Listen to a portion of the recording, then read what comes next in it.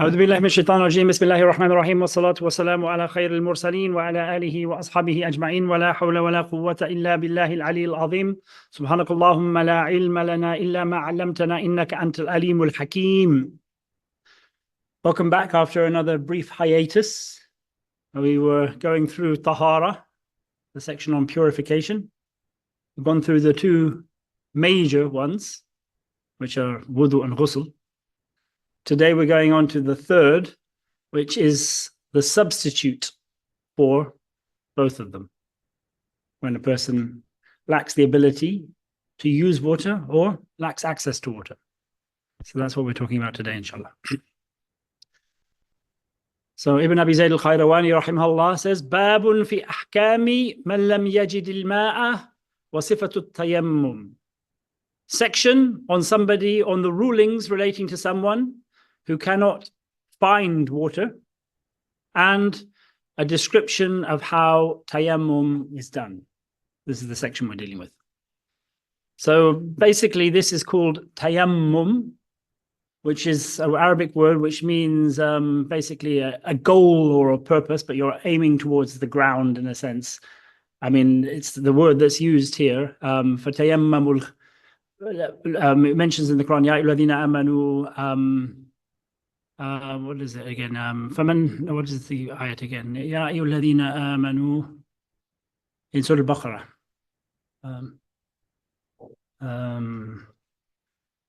Anyway, it'll come to me. But I mean, the word is used in this. The word tayammum is used. Yes, but with the sense of aiming towards something. Do not aim towards khabith, it says in that particular ayat.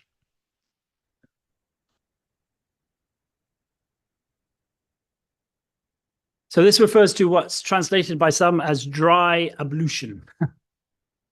Ablution meaning to cleanse oneself in a ritualistic way, to clean oneself in a ritualistic way, but without using water. So this is tayammum.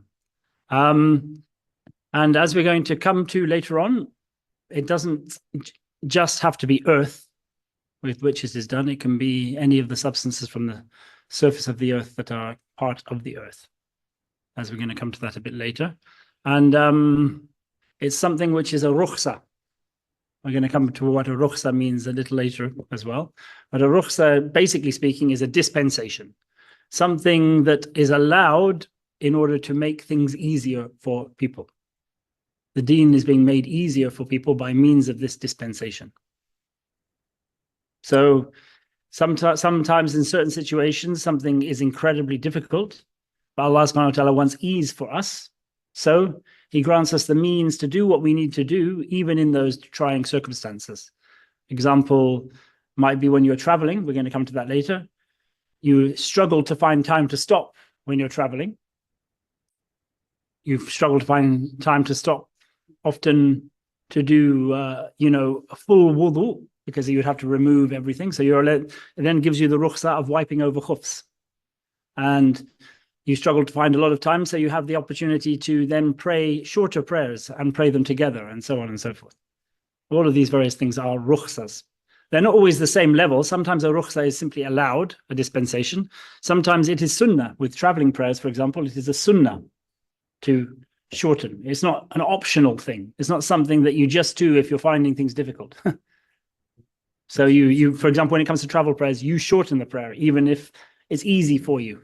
Even if it's easy, yes. I mean, it's additional benefit to shorten the prayer. Yes, because it's the sunnah of the Rasul sallallahu alaihi wasallam. He always did it. We don't have to understand that it's back then it was really difficult. Now for me, it's really easy. So no, absolutely. It's got nothing to do with it. So basically, there's another rule when it comes to what's called a rukhsa, a dispensation, is that there is no qiyas.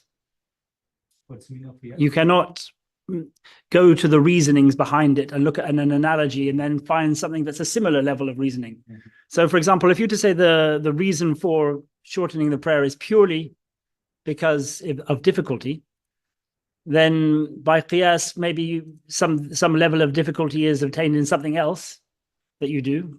Maybe your work is incredibly difficult, and it's incredibly difficult as a result of your work to find time, and then you're purely basing it on the reasoning of difficulty, then you would think, oh, that type of job where you can only find a minute in a day, you can shorten your prayers. It doesn't, you can't do that qiyas. There's no qiyas allowed. So again, when we're going to come to khufs, with Imam Malik, you can only wipe over leather.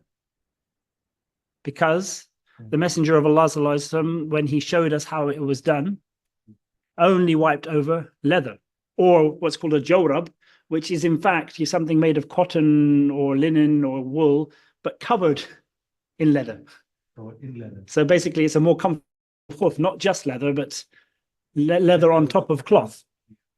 So but the fact that he only wiped it on those things means you can't say qiyas and it's because that thing is waterproof, it's because that thing is strong, and so on and so on. So then you start take nylon, or you take something else that's plastic or whatever, and you say, that does the same thing. You're not allowed to do that. Similarly, when it comes to tayammum is a bit more than just an ordinary rukhsa, because it's also got the divine thing in the Quran. فَلَمْ تَجِدُوا مَاءً فَتَيَمَّمُوا صَعِيدًا طَيِّبًا فَامْسَحُوا بِوُجُوهِكُمْ وَأَيْدِيَكُمْ. So it mentions in the Quran, if you don't find water, فَتَيَمَّمُوا, do tayammum. So it's an obligation, in fact, to do tayammum if you don't find water. It's more than just a rukhsa. It's a rukhsa that's an obligation on us. But we can't start doing, qiyas on this and say, look, in any situation where you can't find water, you do tayammum on anything that you can find. There are restrictions on what you can do tayammum on. So, you can't just make the qiyas. So sometimes, in fact, as we're going to see, the prayer ceases to be obligatory when you can't find any way of purifying yourself. So these are rukhsas. So anyway, it's in the Quran. It's an obligation in the Quran. And also it's showed to us that it's something we can do by a hadith of the Messenger of Allah sallallahu alaihi wasallam. He said, فُضِّلْنَا عَلَى النَّاسِ بِالثَّلَاثِ جُعِلَتْ صُفُوفُنَا كَصُفُوفِ الْمَلَائِكَةِ. We have been given preference over other people for three things. This ummah has three things that other ummahs were not given. He says the first is our sufuf, our lines in the prayer, or the way we pray, in a sense, has been made like the way that the angels come in lines, the way the angels line up. Secondly, جُعِلَتْ لَنَا الْأَرْضُ كُلُّهَا مَسْجِدًا. The entirety of the earth has been made a masjid, a place of prayer for us. So the peoples of previous times, the only place they were allowed to pray was in sort of sanctified places, like in a mosque or a temple or whatever it is. We can pray wherever we find ourselves, so long as it's pure. Was it just the misinterpretation of the people before? No. This is something that has been given to this ummah to make it easier for this ummah. Just to this ummah. Yes. وَجُعِلَتْ تُرْبَتُهَا طَهُورًا إِذَا لَمْ نَجِدِ الْمَاءِ. And the turba, the earth or the whatever is on the surface of that ground that has been made a mosque for us, has also been made a means of purifying us if we can't find water. So this is the things that are given to this ummah to make it easier for us. So we can always pray wherever we find ourselves, even when we have no water, in the middle of a desert, even when there's no mosque for miles. The time of the prayer comes, we always have the means available to us to do it, so it doesn't start weighing heavily on us, so we owe hundreds and hundreds of prayers just because we're traveling through a desert, for example. The people before us, like Bani Israel, didn't have this option. From what I understand from the shurrah, from the commentators on these hadith, no. This was something that was specific to this ummah. I'm not an expert on, Judaism or Christianity or Hinduism or any of these other things, so I have no idea. I'm just going on what I've seen from the shurrah. That's what they say. التيمم يجب لعدم الماء في السفر. Tayammum is obligatory. It is an obligation. It's not simply an option for somebody who lacks water. So if you lack water, you haven't got a choice between saying, I'll just delay my prayer outside of its time until I find water. And, I'll allow the prayers to stack up and make up a whole lot because I can't find water. No, that's not an option. Your only option is to purify yourself in that time, in the time of that prayer, and do the prayer. You're not allowed to delay it. If you are unable to find anything to purify yourself within that time of the prayer, then that's a different question that is described later. He says, fis safar, when traveling, because this is the ordinary time that you're likely not to be able to find water. Most people, the place of residence where they have is around a well or around a lake or next to some sort of water source, because human beings need water in order to live. So most places of residence would typically have had availability of water, which is why he says safar. But the same ruling applies if there's a drought and all of the water that you have in your home area disappears, or they cut the water off, or whatever it is. The same rule applies. It doesn't just apply to travel, even though he specifies travel here, because that's the usual time you expect that to happen.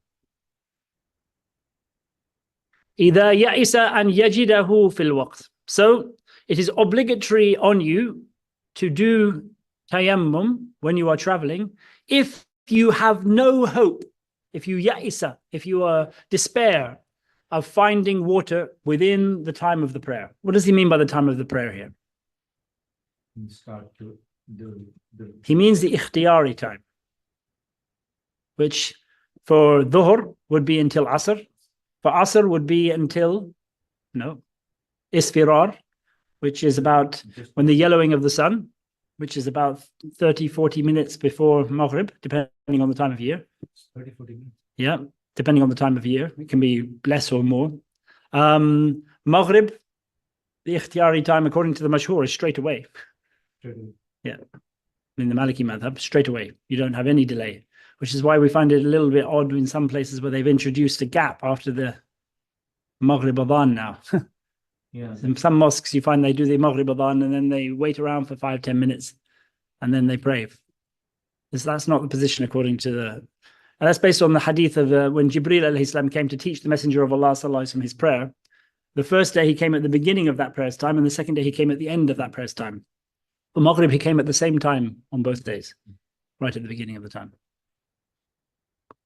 We're going to come to that in the times of the prayer.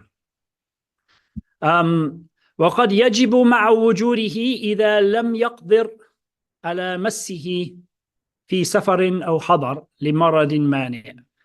It is also sometimes obligatory for a person to do tayammum even when he has water. Even when a person has water and has access to water, it still can be obligatory for him to do tayammum. He says here, if he is not able to touch it. If he's not, in other words, it will cause some damage to him, or he's ill and it will delay his recovery, or it will make his condition worse, or maybe he has something like severe eczema that causes him great pain when he uses water, or whatever it might be. If using the water is damaging to that person, or has the ability, or has the potential to slow down his recovery, maybe he's only got a cold, for example, and that cold could get worse if he he only has access to cold water and has to do wudu with that cold water at Fajr, for example. Then he can't use it. I remember when I was in Albania, we didn't have any hot water, and we had to go outside in the snow sometimes to get the water out of the well. Get it out of the well, then you would take it. You could then heat it up as a kettle, but that was how you had to go and get the water, because there was no water in the tap at that particular. No, we got it later, but at that particular time there wasn't. So we had to go and pump the well, get the water out, put it in a kettle, heat it up. But if we were ill, we probably wouldn't have been going through that process. Fi safarin, whether he's traveling, or hadarin, or whether he is at home, resident, limaradin mani, because of an illness that prevents him using water. Not every illness will prevent you using water. Some types of illness you're perfectly fine using water, and it's not going to cause you any harm at all. So it has to be one. And how do you know whether it's one that prevents you from using water? From prior experience, or from the advice of a doctor who knows about these things. You don't just make it up yourself thinking, I think water might be bad for me. Now, you have to have some basis. When they talk about khawf, you have to have some real basis for this. It's not simply, you know, speculation on your part. Not simply that. You're not just, you know, hypochondriac. Or maridin yaqturu ala masi, or perhaps you are somebody who is sick. You know, for example, you might be bedridden. You have a condition that means by sick, it could mean somebody, for example, who's got broken legs. They can't get out of bed. So sick does not just mean an illness, but it could mean a physical condition like a disability or something that's happened to him. So he's somebody who he's immovable. He can't get up and go and get water. He's lying in bed. But if he had water there, he could sit up and do wudu, no problem, but he can't go and get it. So he says here, وَلَا يَجِدُ مَنْ يُنَاوِلُهُ إِيَّاهُ, and he cannot find anybody to bring it to him within that time of the prayer. So he's in the time of the prayer. This especially applies now in the winter where your prayer times are so short. So, I mean, you know, it might be, you know, very, very short period of time. People come to visit people who are in these sorts of situations, but maybe it's just a moment where the prayer time is maybe an hour or two long and nobody comes within that period of time. He could do wudu if somebody brought it to him, but nobody did. So what does he do? He does tayammum. We're going to come to when you do tayammum, whether it's at the beginning of the time or the middle of the time or the end of the time in a little bit, inshallah. وكذلك مسافر يقرب منه الماء ويمنعه منه خوف لصوص أو سباع. And the same applies if you are traveling, and indeed if you are resident, in fact. But if you are, and by the way, travel here does not mean a travel where you're shortening the prayer. It could be in any sort of travel. So long as that travel, according to one group, is a travel that you are permitted to do. In other words, if you've traveled yourself to go out and rob people on the highway, then according to one group of people, then you're not allowed to take advantage of the rukhsas that are granted to travelers. But there's a difference of opinion about that. Some say that this doesn't really apply here. So even if you've done it for that reason, according to one group, you can still do tayammum if you haven't got access to water, because you still need to pray. But you wouldn't be allowed to shorten the prayer in those circumstances. It's still not allowed to rob even. Yeah. وكذلك مسافر يقرب منه الماء. So you are on a journey and you can see the water there. There's a river right there, for example, or you know there's a river just on the other side of that hill, for example, because you know the ground. But you also know that there's a lot of highwaymen and robbers in this area, and that if you go off the path to that place where you might be safe because you're in the caravan or whatever, and you try and go over there, you're putting yourself in danger of getting robbed or getting killed or getting hurt. Or maybe there's wild animals. Maybe there's a tiger on the loose or something like that. And if you go off the path, you are in danger of getting bitten or eaten or killed. Then again, that's the same as not having any water. Again, you have to do tayammum even though the water's just there. Again, this is not simply speculation. You haven't, heard a story some years before about such a place that, once somebody encountered some robbers in that particular place, and then you're coming there and suddenly you remember that story and you think, oh my God, I might be attacked if I go there. Didn't so-and-so tell me that he was once attacked 17 years ago or whatever it was? That's not what we're talking about here. That's basically cowardice. That's speculation. That's not real khawf. In those situations, you need to be going towards water. If you then see someone, then okay, he beat a hasty retreat. But otherwise, that's not enough grounds to not even make the effort to go to the water. If it's unknown territory and there's a risk. Well, it doesn't matter if it's unknown territory, so long as there is some reason to suspect the existence of such a thing. I mean, how many robbers are there in the world that every single unknown place would be? Oh, it's not just robbers. Yeah, I'm talking wild animals, yeah. Yeah, so I mean, obviously, if it's clear that there are tracks, they indicate there's wild animals.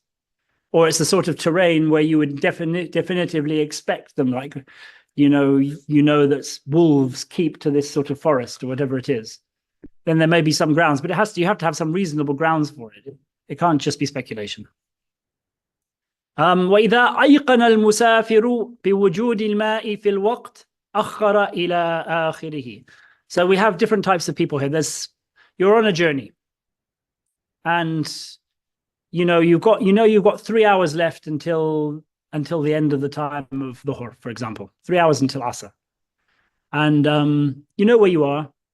You know that there is a well 1.5 hours away traveling.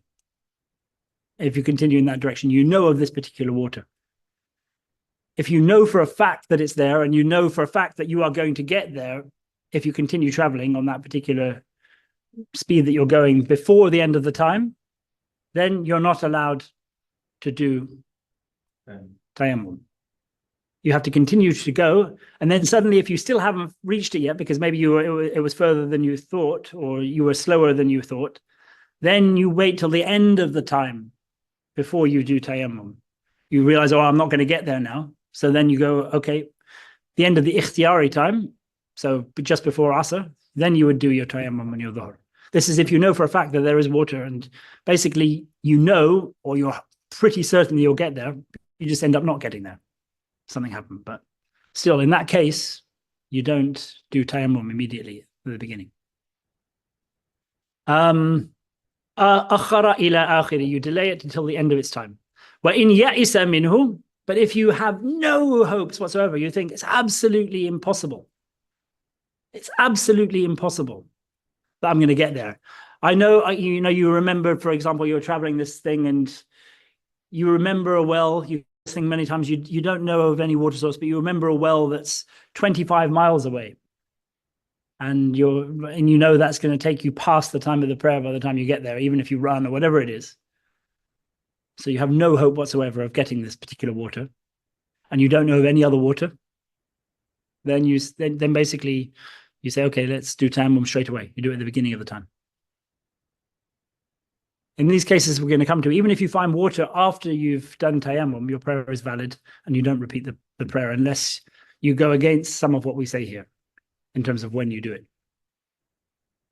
So if this person who's certain does tayammum at the beginning of the time and then finds the water, he has to repeat his prayer if he didn't even make the effort to look for it. So he didn't even bother searching for it. If he searched for it, but then still did it a little bit early, he's all right. Because in other words, he searched for it, but then realized he couldn't find it, or thought that that would then take away from his certainty. He has to first try for it. Yeah, you have to make an effort. Obviously, with the first one, though, this one who has absolutely no hope, there's no point in him making an effort, because he's already just, decided that it's a long, long, long way away. So he's made an effort in his mind in terms of working it out.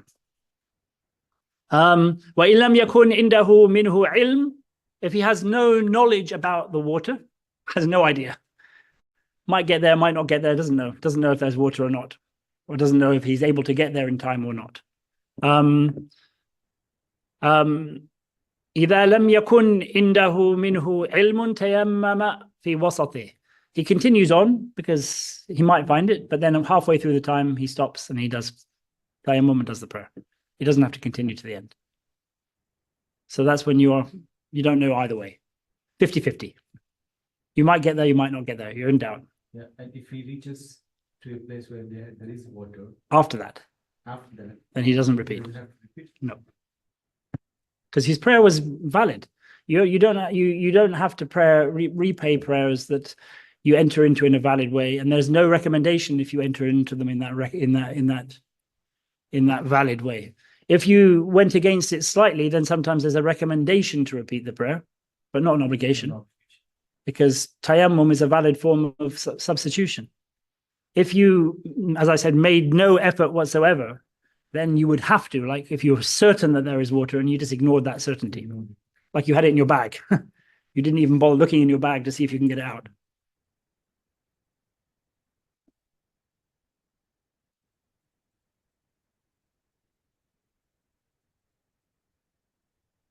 I have a question here. Why do Malikis find all these reasons to make tayammum even when water is available?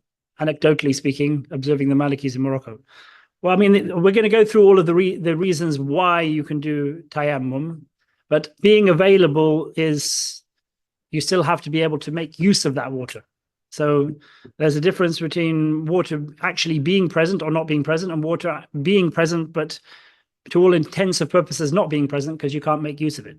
So for example, if you have water in your pack and you need to drink and you're not sure that you're going to find any other water to drink by the end of the day, then that's again considered to be not having water. Because preserving one's life, or even the life of one's animals, is more important when there is a substitution available for wudu, but there is no substitution available for drinking water in terms of keeping your survival.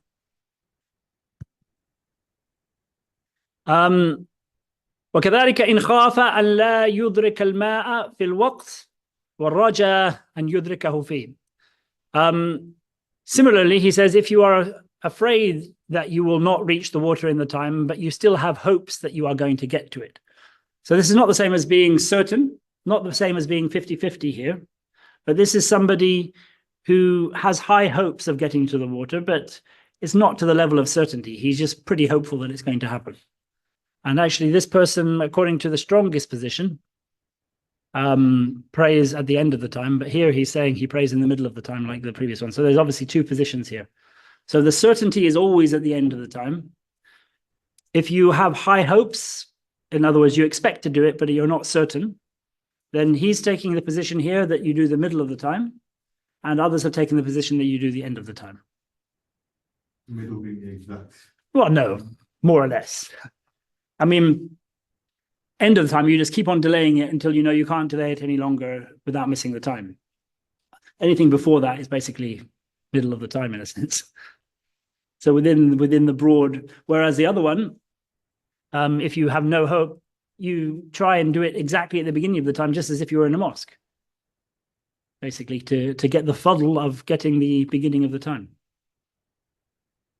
What if someone has drinking water, but it is very less, and if he uses that for wudu, he will not have any drinking water at all in his journey? Then you don't do it. You don't do wudu. You just do tayammum, of course.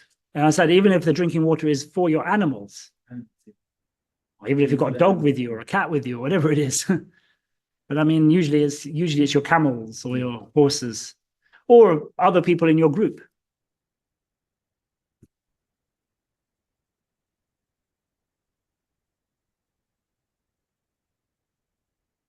There's another point here. Sometimes you don't have water, but other people do have water.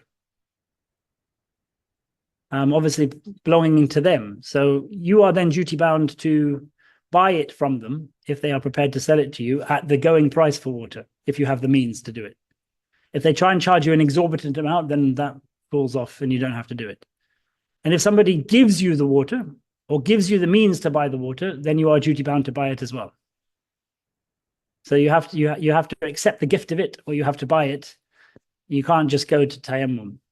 You know, some people don't like accepting gifts because they feel like it's a bit demeaning to somebody's giving them the means to buy water. It's ridiculous. But then you would have to do that.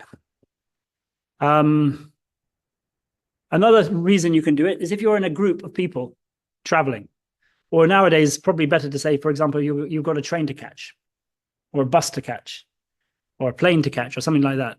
And if you go and do wudu and pray, you're going to miss the train or miss boarding the plane or whatever it is. In those cases, you can do tayammum. Again, the question he was asking, why do Malikis find all of these reasons? Is to make sure you catch the prayer in time, basically, is one of the most important things. To make sure that you are able to pray in its time. If I can do it, it's not I should do it. No, you have to do it.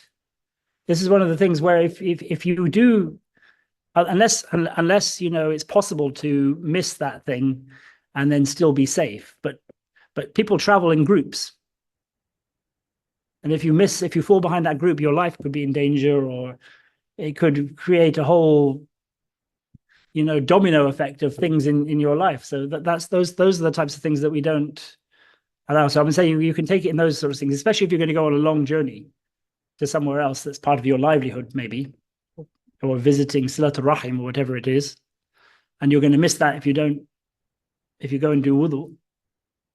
I mean, it doesn't mean you deliberately delay until that moment so you can do tayammum.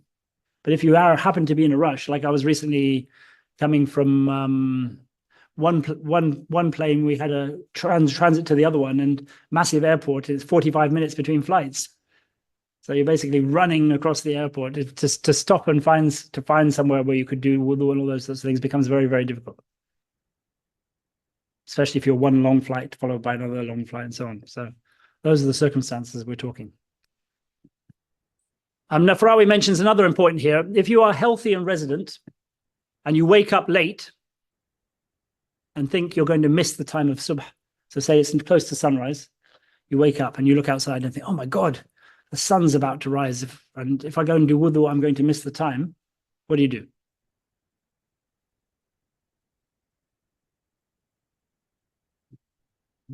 What do you do? Go for wudu. No, because you're missing the time. You're not meant to miss the time. Make it as quickly as possible. But even if you do that, say you have to go somewhere to get out of your bed, go to find somewhere, do wudu, the minimum, you could do the minimum wudu, yes, if you have the time to do it, just doing the faraid. But even then, that might be difficult for you to be able to do, especially if it's cold and things like that. And you've got to warm up the water and things of that nature. If it's a long process. If it's a long process, it will take you outside of the time, so you're not able to fit in a rakat within the time. Then you do tayammum, yes. You have to do tayammum. It's not an option because catching the prayer in its time is obligatory. What happens if you wake up in a state of janaba? So you've been with your wife in the night and then you haven't done your ghusl the night before for whatever reason. So you then go to sleep, wake up, and suddenly you look outside and think, oh my gosh, the sun's almost about to rise. If I go and do a ghusl, I'm going to miss the time. What do you do? If you have enough time to do wudu, do you do wudu? No, because wudu can never substitute for ghusl. So what do you do? Tayammum for janaba. Yes, tayammum. Again, you do tayammum. And then what happens if you then realize that you were wrong? And there would have after you finish praying or during the prayer, you realize there would have been time. What happens? Come back and do it. No. But there's still time to do it. Yeah, you were wrong. You did a calculation, but then when you start your prayer and you say Allahu Akbar and you're in the prayer, suddenly you realize, actually, Still have time. I've still got 20 minutes or whatever. You don't have to come back. No, you entered into it in a valid way. Your prayer is valid. You don't even have to repeat it, even if during your prayer you realize it. If you realize before your prayer and you go and do tayammum, your prayer is invalid. But if you've started your prayer, of course, I only mention this for subh because this is the most likely occurrence. But it does apply to all of the other prayers. So if you had an afternoon rest, for example, and hadn't prayed Asr when you went to sleep, and then you got up just before Maghrib, and you needed to pray Asr, same thing. Same thing applies, whichever prayer it is, if you're going to miss the time. Are there two different tayammums for janaba and Same, wudu? exactly the same time. Exactly the same.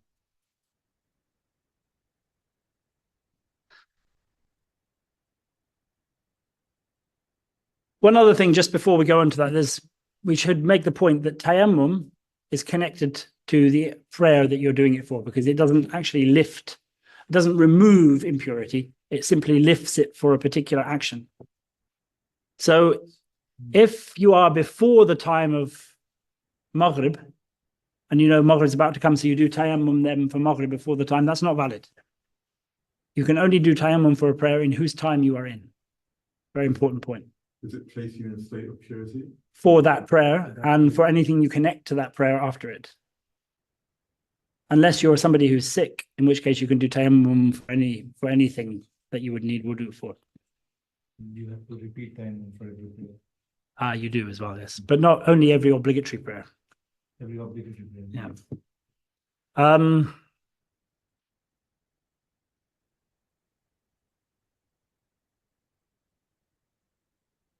وَمَنْ تَيَمَّمَ مِنْ هَؤُلَاءِ ثُمَّ أَصَابَ الْمَاءَ فِي الْوَقْتِ. If any of these people we've just mentioned, all of these ones, the categories of these people who we've gone through, the person who is certain, the person who is unsure, the person who has no hope, and so on. If any of these people, or the person who doesn't do it because of thieves and whatnot, if any of these people do tayammum and then they find water in the time of the prayer after they have finished praying, what happens? He says here, فَأَمَّا الْمَرِيضَ الَّذِي لَمْ يَجِدْ مَنْ يُنَاوِلُهُ إِيَّاهُ. As for the person who is able to use wudu, to use water, but cannot find anybody to bring the water to him because he's immobile, he, if he did tayammum, and then somebody brings him water after that, should repeat. He should repeat. The reason here is because it is considered to be his fault. He was the one who fell short because he knew where the prayer times were. He should have been arranging for people to come in the prayer time. This is for somebody who is not regularly visited. If he was somebody who has visitors all the time and he had decent grounds to expect that somebody would come in that prayer time, but it's just for some reason nobody did, then he wouldn't have to repeat it because he hasn't fallen short. He only has to repeat because he's done something, like he's been lacking in taking the provisions for himself in order to make sure that he did wudu. It's not obligatory, by the way, when he says he should repeat. It's recommended. Doesn't mean that his prayer wasn't valid. It was. But it's recommended for him to repeat the prayer with wudu. Not to repeat it with tayammum. Obviously. وكذلك الخائف من صباع ونحوها. The same applies to somebody who doesn't do wudu because of his fear of animals or his fear of robbers and things like that, preventing him from getting to the water. Again, this is referring to somebody who's doing it on the basis of speculation without having some real grounds for that. Because if you don't really have any real grounds apart from seeing maybe a sign of something and you decide not to, that's a sign of somewhat of cowardice, basically. You could have made the effort and actually gone to check, but your cowardice prevented you from doing it. But if you actually see the animals or see the thieves and then don't go for that reason, that's different. Then you wouldn't be recommended to repeat the prayer. وكذلك المسافر الذي يخاف أن لا يدرك الماء في الوقت ويرجو أن يدركه فيه. The same applies to the person who is fearful that he won't get to the water, but actually is hopeful that he will. In other words, he's using both these terms to indicate somebody who expects at some level more than 50% sure that he's going to get to the water. If this person does it in the middle of the time, not at the end of the time, he's saying here it's recommended if he finds water after that he repeat. Actually, that fits in with the position of the majority, that and this applies to all of them if they all do it in the beginning of the time. All of these people who are for the middle of the time, if they do it in the beginning of the time and then find water, they should repeat.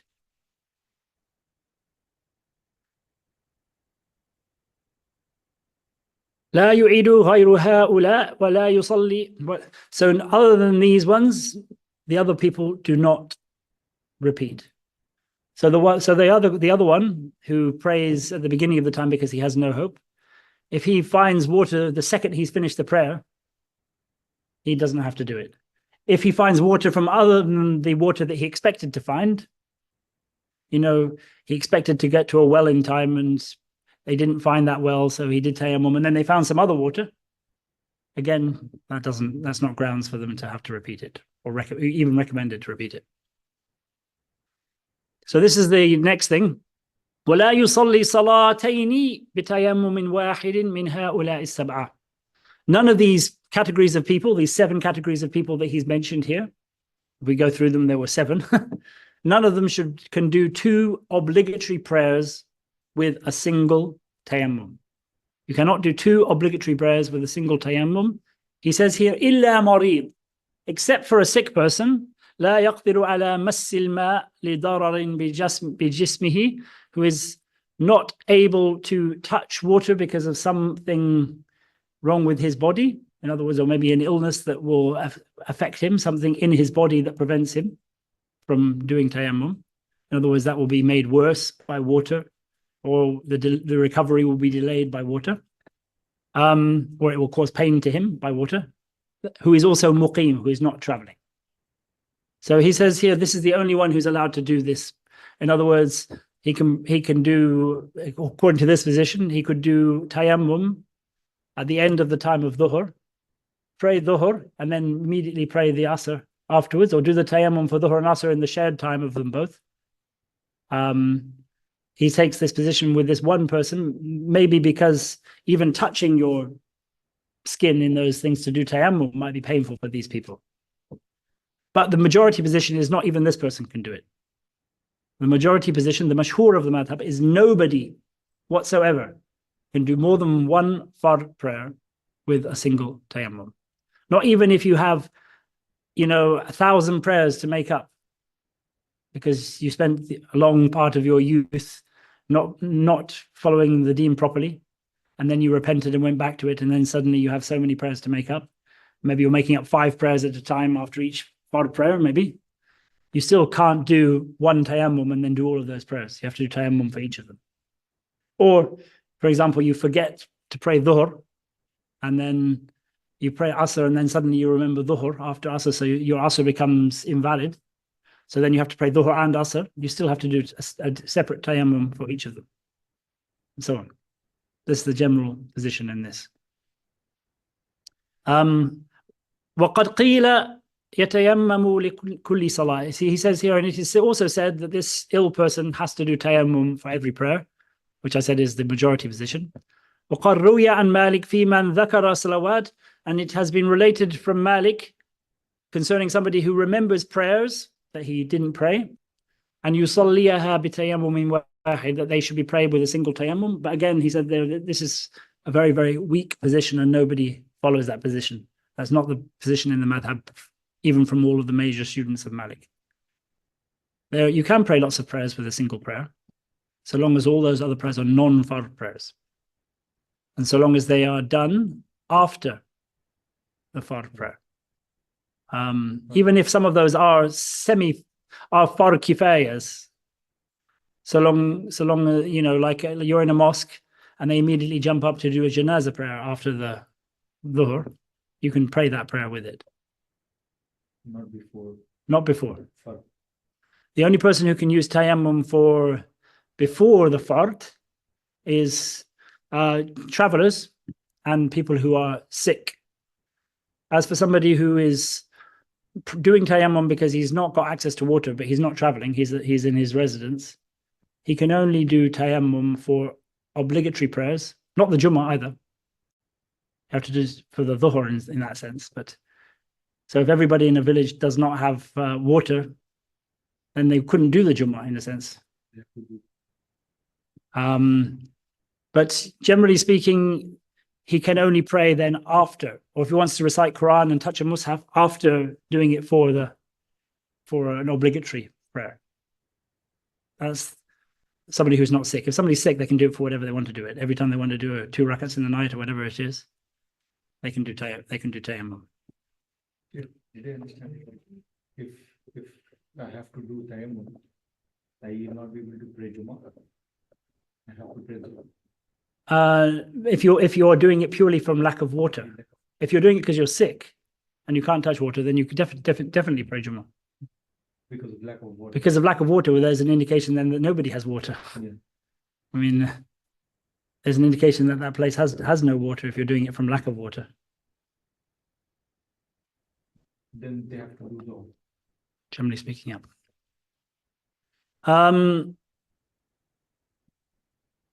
There's also somebody who has water in your pack that you don't need to drink, and then you forget that you've got that water there, and then you pray, and then you think, oh my gosh, I actually had water in my pack. I could have used that to do wudu. That person is also recommended to make up his prayer. Similar to the one who knows there's going to be water, in a sense, but does tayammum because he thinks that he's not going to find it, and then is recommended to make it up.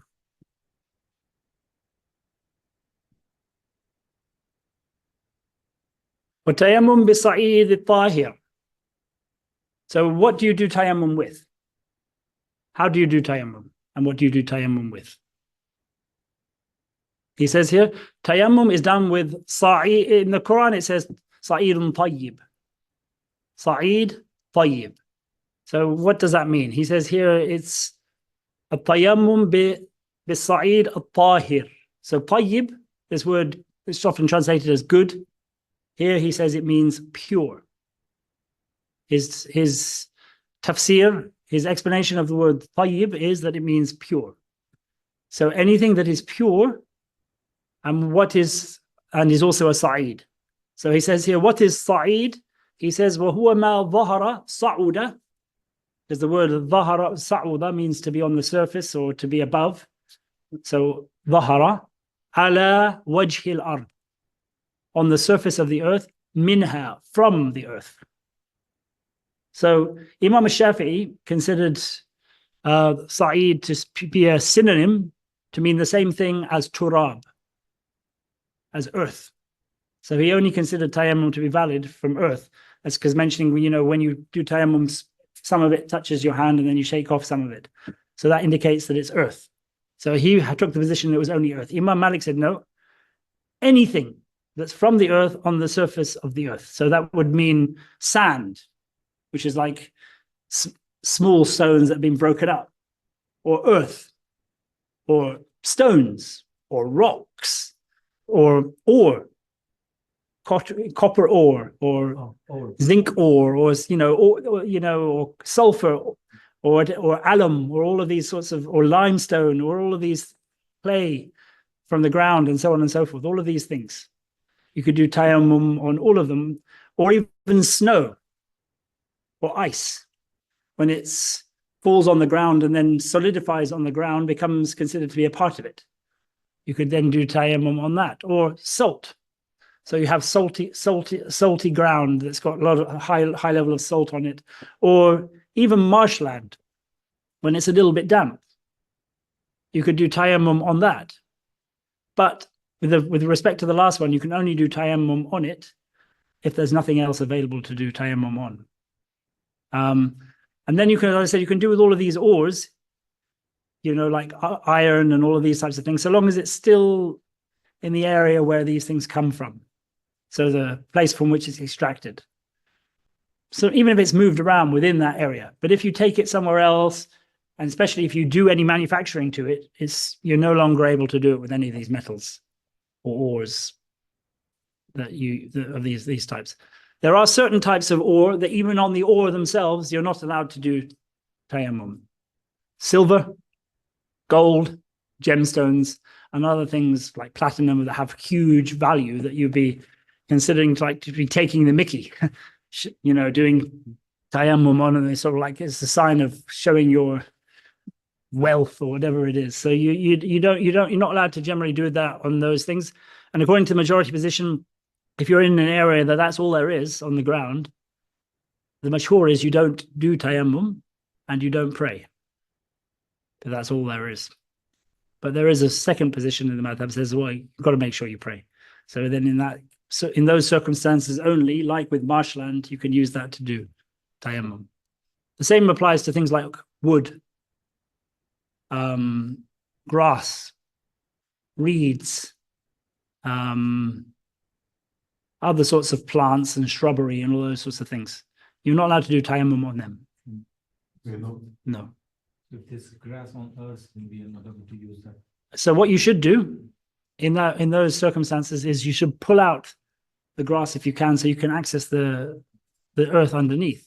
If you're unable to do that, then again the same applies as with gold and silver. The majority do take position that as a last resort, you do it on that. But that's a last resort position. But the mashhur of the madhab is you don't do tayammum on it. Then you also have the situation where you have certain substances that are taken and then are baked into building materials. So the process of bricks, or it might be plaster, like just gypsum or those sorts of things that goes through a manufacturing process. When they go through a manufacturing process, especially one that involves baking them, cooking them, I don't mean baked by the sun, actually baking these bricks, but using heat to turn them into bricks, you're not allowed to do any tayammum on them. When they've gone through the heating process, that's removed them from being something connected to the earth. And again, things like gypsum, when they're mixed with other substances to then create plaster, So there are certain types of wool. For example, if you have a mud brick wall, you could do tayammum on that wall if it's not been baked, so long as there's no barrier, such as, they used to use a lot of what's it, hay. A lot of sort of grass sort of stuff, reeds and hay on the surface. If that blocks it, then you can't do tayammum on it. Or if it's made of stones that have been cut. For example, you have a marble staircase. Could you try to do tayammum on that? Yeah. Because it's simply been cut, nothing more than that. Or polished, maybe, but it's not been heated or anything like that. Or there are certain types of bricks which are made without heating them. Again, that sort of brick, you're allowed to do tayammum on. But what is process? Process with heat? Process with heat mainly. Or when it's, with the whole process where they crush them and then they mix them with other chemicals and completely change their substances. Or if they are ores themselves, which are being extracted from the ground to be used for other things like metals, then, or wood, if you cut wood down from trees, but you're not allowed to do it on the trees themselves, but then you wouldn't be able to do it on the wooden floor. Or the carpets. Without to do it on wooden floors. No, you can't. So he says, "Ma ظهر على وجه الأرض منها من تراب," whether that's earth or ruml or sand or hijara or stones and rocks or sabkha or salted land or anything like that. So that's the first part of what it is and the things that you can do it on. Again, with water, by the way, if there is nothing available for you to do tayammum on, then somebody then has something that you could use, you're required to buy it off them, so long as the price is not exorbitant. It's like with water. And then there are also people in certain positions where it's impossible for them to do tayammum. We're going to come to this in this next section. They can't physically touch everything. So he says, how do you do tayammum? He says, يَضْرِبُ بِيَدَيْهِ الْأَرْضِ. So the first stage of tayammum, and this is the first obligation of tayammum, is he uses the word yadribu, which means literally to strike. He strikes with his two hands the earth. This is the first obligation of tayammum. Because this is the first obligation of tayammum, one thing that goes without saying is the intention then must accompany this. You cannot delay your intention until after you've done this, because this is an obligation. Again, the word strike is the wrong connotation here, because it's used, but it doesn't mean slap or to hit hard. Because usually when somebody thinks of daraba, they think of punching somebody or hitting somebody. It's more like placing your hands properly on the ground, not just sort of touching above them a little bit so you feel a tiny bit of the earth or the sand or whatever touching your hands. No, you place them properly on the ground. You don't have to do it with strength, but you make sure that they touch the insides of your hands and your insides of your fingers touch the ground. If you're doing it with a stone, and that stone is smaller than the size of your hand, then you make sure that every part of your hand has touched that stone. If you don't have your hands because they've been cut off or you had an accident, then you use the stumps of your hands, if that's all you can use. If your hands are cut off to here, then you use the elbows, or you use whatever else you can. If you don't have anything with which to touch the ground and bring it to, because you're going to see your face is the first thing, then you can roll your face in the ground in order to get that part of the tayammum done. If you can't even do that, because say they mention an instance, say you're tied up and you're suspended from the ceiling. So how do you do your tayammum? They say, well, there's one way you can do it is like in the prayer, you can do your prayer with gestures, like you just move your eyes or you move your head. You can sort of gesture with your hands and your face towards the ground with the intention of tayammum. Or better than that, if you're in a position where you can't do it yourself, say you remember Hajj of the Sabur rahimahullah had a broken arm for a while, which meant that he couldn't do his tayammum on his own. You get somebody to come and do the actual sort of wiping of your limbs for you, do the tayammum for you. So basically, you use whatever means you can to make sure that you can get it done, because you cannot pray without being in a state of purity. And if the only means of purity available to you is tayammum, then you just keep on going until there is nothing left available for you to do. If there's absolutely nothing left that's available for you to do, if all the ground around you is impure, all the ground around you is gold, whatever we said, there's just no way of you being able to do tayammum in your situation, and the prayer time passes, what does that mean? No. Position of Malik was you don't pray. You haven't, in the prayer time, you never had the conditions for you to be able to pray. And Allah does not make anything harder on a person than they are able to do. So he doesn't have to pray. Well, that's the position of Malik. There were other positions within the madhab. They had all of them. Some people said you pray even without tahara, and then you make it up as well. Some people said you pray even without being able to do tahara properly. You just do whatever you can do. And then you don't make it up afterwards because you were doing what only you could do. Other people say you don't pray then, but you have to make it up. So all the four bases were covered, basically. But Malik's position was you don't have to pray. What is like after rain you have a little mud kind of thing around me? Well, then it depends whether there's enough for you to be able to get the water to do wudu. Yeah, there's no water, but then again, as I said, it's like, if that's all you can use, like with the position of marshland, and that's what you do. You use tayammum even if it's a bit wet. That's all that's available. فَإِن تَعَلَّقَ بِهِمَا شَيْءٌ نَفَضَهُمَا نَفْضًا خَفِيفًا. So if you put your hands to the ground and then you've done it on earth and then you take them up and there's earth still sticking to your hands, you shake your hands gently, not with huge force. No. You should not wipe your hands on anything after touching the ground. So you just, because this is the reason why it mentions shaking them like this. Again, because you haven't done this in order to dirty your face or to harm yourself with some scratchy sort of sand or whatever it is. So the purpose is not bringing, the fact that we can do it on stone proves that it's not bringing stuff to our face, physical stuff. But also the indication that he says you shake it and don't do this is that you should not wipe your hands on anything until you have wiped what you have done, put them on the ground to wipe, which is your face firstly, and then as we're going to come to your arms next. So that's very important. If you do that, or you wipe them on the wall or whatever, or your trousers or whatever, it doesn't invalidate the tayammum. Your tayammum is still valid, but it's recommended that you make up the prayer if you did it that way. ثم يمسح بهما وجهه كله مسحا خفيفا. Some people add here.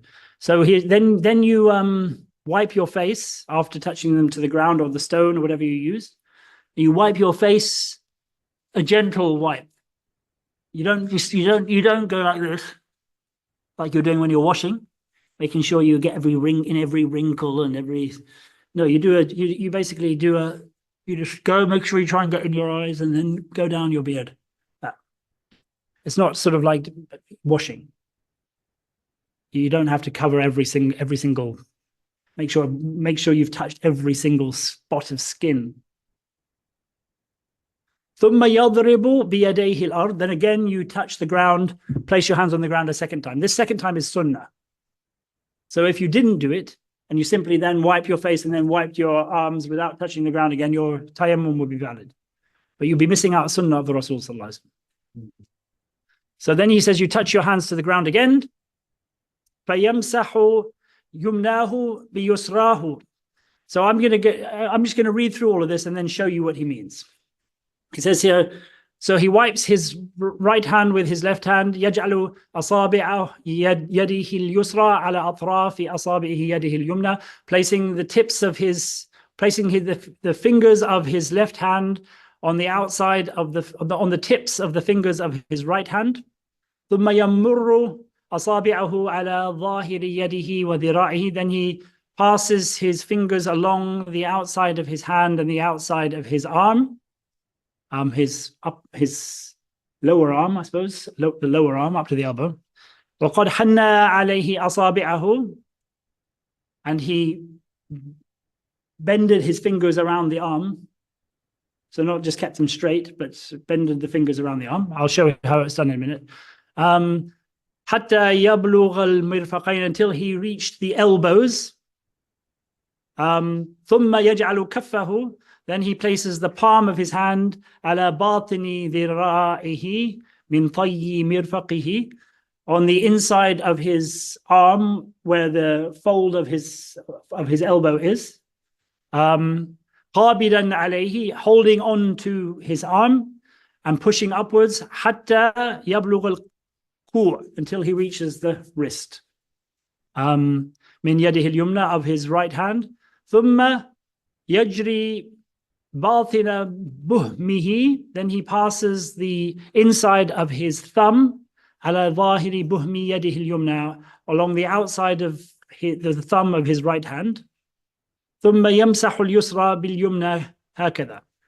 So then he does wipes the left hand in the same way that he wiped the right hand. So I'm going to show you how to do this. Basically what he's saying here is you take, after putting your hands on the ground for the second time, you place your fingers here on the other tops here on the outside, holding your thumb away.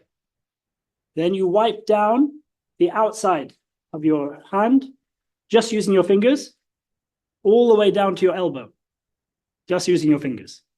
Then, I just show like this, then you bring your palm and bring it onto the inside of your hand. Place your palm on the inside at the bottom, and then now wipe with your palm and not the fingers all the way up to the wrist. That's what he's saying here. Then with the thumb, which hasn't touched anything in the meantime because you've kept it apart, you wipe the outside of your thumb. And then he's saying you do the same thing with the other hand. And then we're going to come to the next bit when you go between the fingers with the insides of to making sure you're wiping the insides with of both sides. Because what touched the ground? It was the insides of your fingers. But the others say you don't need to worry about the thumb. The thumb can come up here and you just continue to wipe, and you don't have to make a separation of the thumb separately. So you do all of this, and then you come up, just keep on wiping with the thumb like that, and then you do the same thing, wiping each palm here, and then you go between with the inside of the thumb and the inside of the finger, going up each finger on that one, and the same there.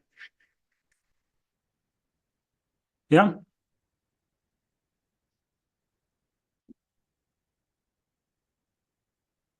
فإذا بلغ الكوع, when he reaches the wrist of the second of the right hand. Now you've done all of this. He says here, you masaha kaffahu al-yumna bi kaffihi al-yusra. You wipe the palm of the right hand with the palm of the left hand to the end of the fingers.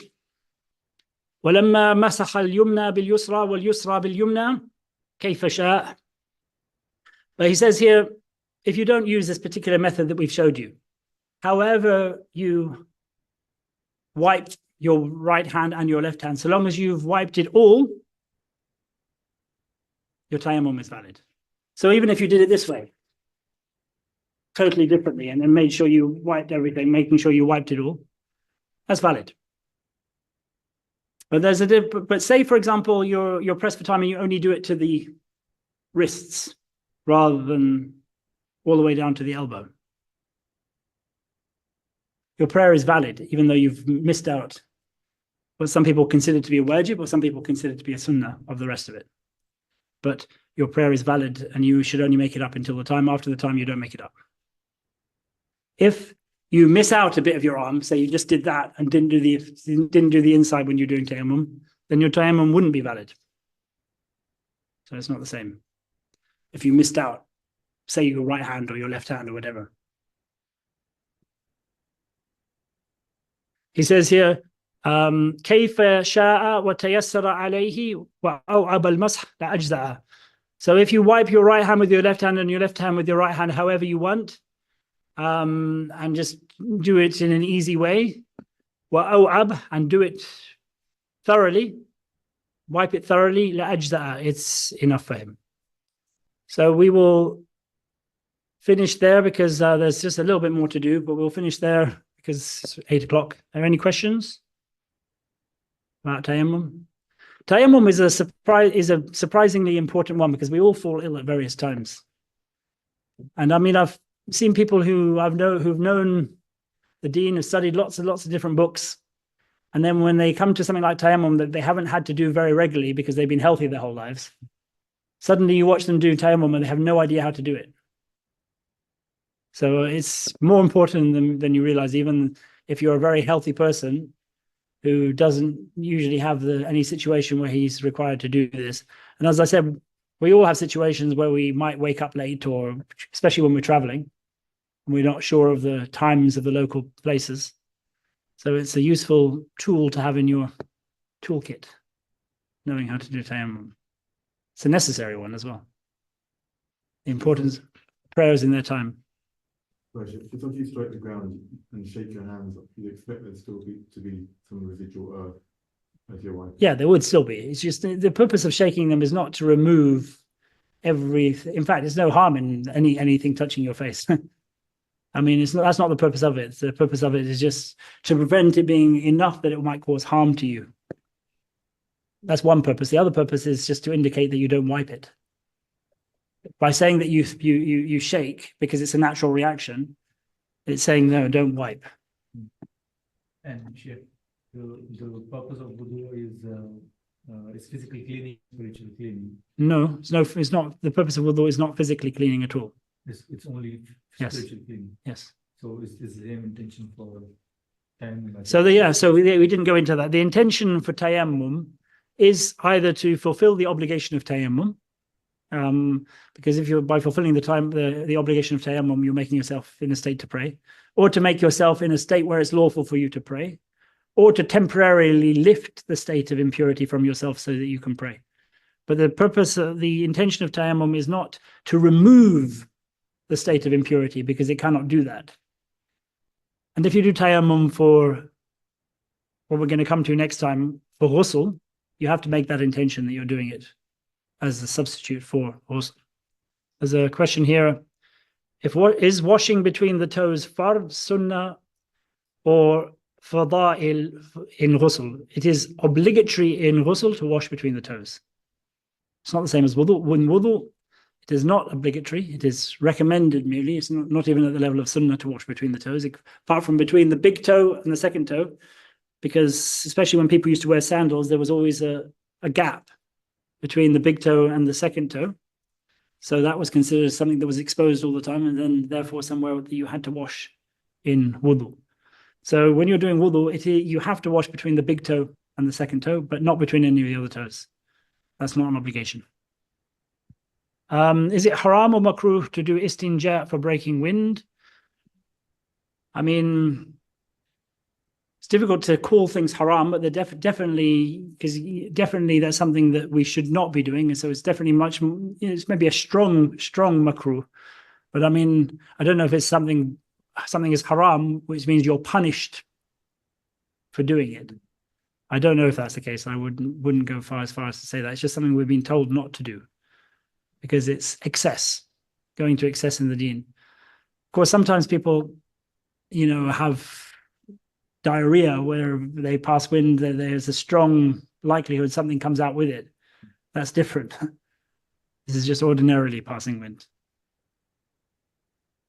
If a woman's average duration is 5 days, but she still bleeds after 5 days and add 3 days, but it only lasts 7 days total, is her new average 7 or 8? 7.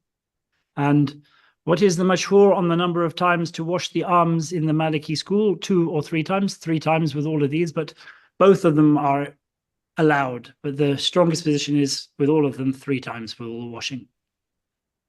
Any other questions before we finish? Assalamu alaikum. Wa alaikum salam wa rahmatullah. I was wondering about the beard during wusul. When do we do it? Do we do it with the face, or with the head, or with the neck, or all 3? The beard is done with the face in ghusl, apart from the underneath, obviously, which is part of the neck. But there's the beard that you would do in wudu, you just make sure you do it much more thoroughly, going right to the skin when you're doing ghusl. It's part of the face. Okay, alhamdulillah. I had Underneath the neck here, which is not part of the face for wudu terms, you would then wash that bit when you do your neck, when you start your right quadrant, upper right quadrant. Alhamdulillah, jazakallah khair. I had an Aqeedah question too, if I could ask quickly. Yeah. If I'm more comfortable with the Aqeedah in Risalah than Murshid al-Mu'in, does that mean I'm Athari, or does it mean that I'm just a simple Ashari? I mean, they do say that the Aqeedah in the Risalah is Ash'ari because he was connected to that. It's just that the way he put it is quite a simplistic one to make it easier for people rather than going into all of the proofs. Alhamdulillah. So I mean, it's not problematic at all, so long as you understand that the points that are, you know, that could be understood literally should not be understood literally. Alhamdulillah. Yes, alhamdulillah. I had one more question, if that's okay. Quick one. The washing for Mehdi, it never mentions that I can remember in any books about washing underpants or legs or any surrounding area. Is there a rukhsa, or is it just implied that obviously if there's najis, you would also wash the area around the whole part? I mean, it's understood that if something is najis and it gets onto clothing or onto place, then if it's, especially on clothing, if it is more than they called a dirham baghli, which was sort of like a part of the leg of a camel that when it bent down, that popped out a little bit, but it was a similar level size to a coin. That basically, if it was more than that size, then you had to wash it. If it was smaller than that size, then it was overlooked. Alhamdulillah. So okay. it's something like Madi is quite liquidy, more so than Madi, than the money. So that would actually probably spread out quite a lot. So you probably would, if you had that, have to wash your underpants or remove them at least for praying. Okay, alhamdulillah. Jazakallah khair, Sheikh. Yep. Welcome. Are there any other questions before we finish today?